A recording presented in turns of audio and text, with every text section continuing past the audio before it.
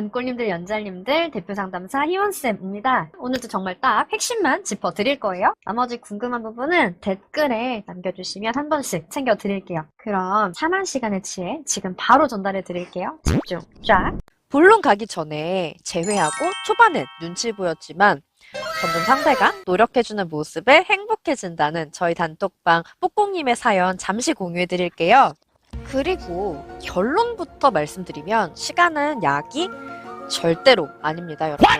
그래서 나 혼자 미련 뚝뚝인 거 괜히 내가 모자라서 그러나 싶으셨다면 안심하셔도 됩니다. 이상한 거 아니니까요. 시간이 절대로 약이 아닌 이유는 여러분이 직접 확인해 보실 수 있어요. 네이트판, 헤어지고 다음날 게시판이나 혹은 네이버 뷰티 커뮤니티, 파우더룸의 사랑 이별 게시판에서 일주일만 올라오는 게시물들 다 한번 확인을 해보세요. 보시다 보면 이런 글 꼭 있거든요. 다들 전 남친 연락 온다는데 왜 저만 연락 안 올까요? 헤어진 지 3년째입니다. 여러분, 이분처럼 되고 싶으시진 않죠? 시간이 정말 해결해준다? 남자라면 무조건 후폭풍이 온다? 이런 말들 다 미신인 거 이번 기회에 꼭 명심하고 넘어가셔요. 자, 그러면 왜 나만 미련이 남았을까? 단도직입적으로 말씀드릴게요. 나만 의지했기 때문입니다. 사람들을 보면 나 스스로도 곧고 바르게 서서 연애에든 뭐에든 휘둘리지 않는 심지가 강한 사람들도 있지만 연애만 시작하면 상대한테 매달리다시피 의지하는 사람들도 있습니다. 어떤 사람들은 누군가에게 너무 크게 의지하는 게 무서워서 마음을 안 주려고 노력하기도 하지만 힘들게 믿게 된 사람한테는 무너지듯이 의지하게 되기도 하고요. 나 자신만 믿어온 사람이 어떤 계기에 의해서 사람에게 굉장히 믿음을 가지고 애착을 느끼고 의지하게 되기도 합니다. 혹은 상대에게 의지하다가 어느 순간부터 의지하던 태도를 정리해버리는 경우도 생기고요.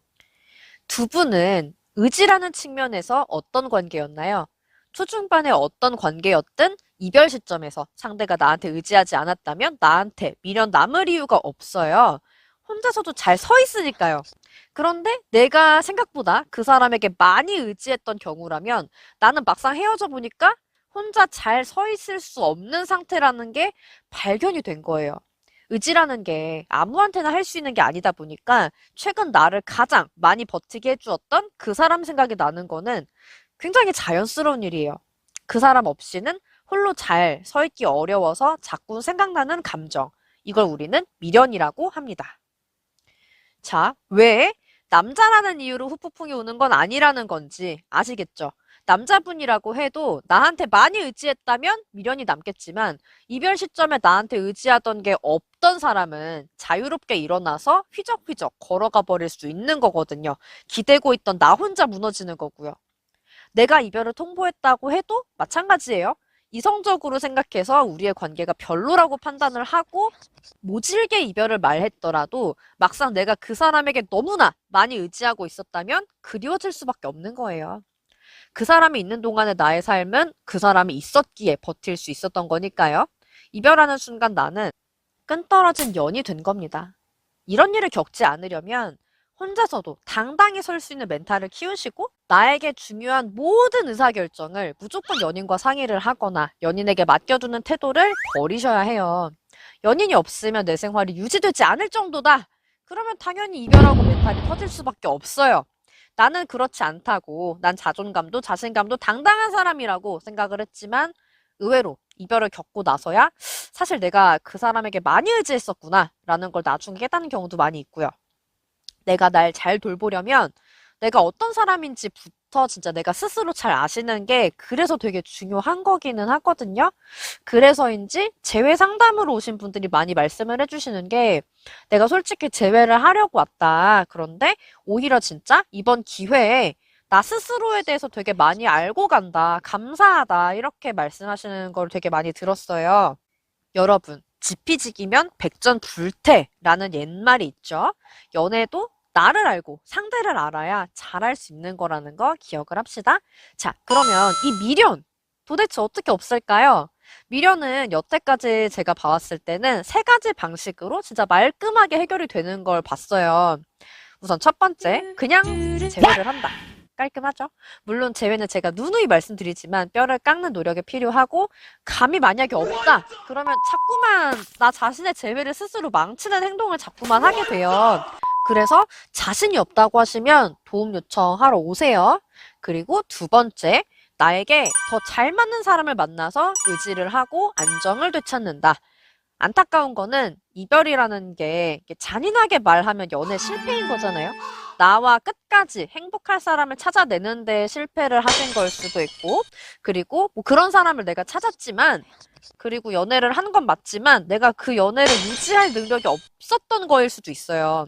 보통은 둘 다 못하시긴 하시더라고요. 그러다 보니까 다음 인연도 내가 운에만 맡기긴 불안하다라는 분들도 되게 많이 계셨어요. 그래서 좋은 사람은 어디 가서 만나지 싶으신 분들은 이상형 디자인 시트를 꼭 완성을 해보시기를 바라요. 제 블로그나 유튜브에 검색을 해보시면 어느 정도 사용법은 나와 있거든요.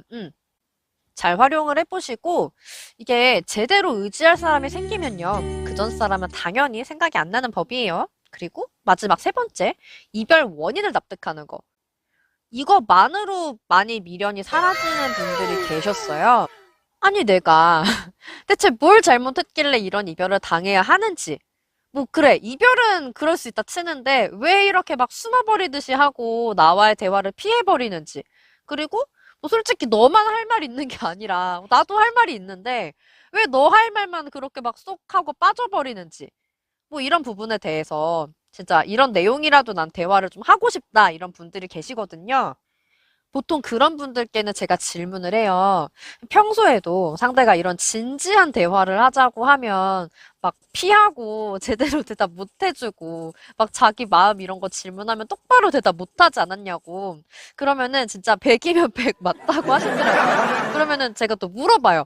그럼 연애할 때도 그랬던 사람인데 이제 와서 그런 대화를 한다고 해도 똑바로 말해줄 능력이 있을 것 같냐고. 그러면은 그러네요, 선생님이라고 하시더라고요. 이런 경우는 상대가 어떤 심리고 뭐 어떤 입장이었을지 선생님이 서로 다른 국가의 언어를 통역을 해드리는 느낌으로 알려드려요.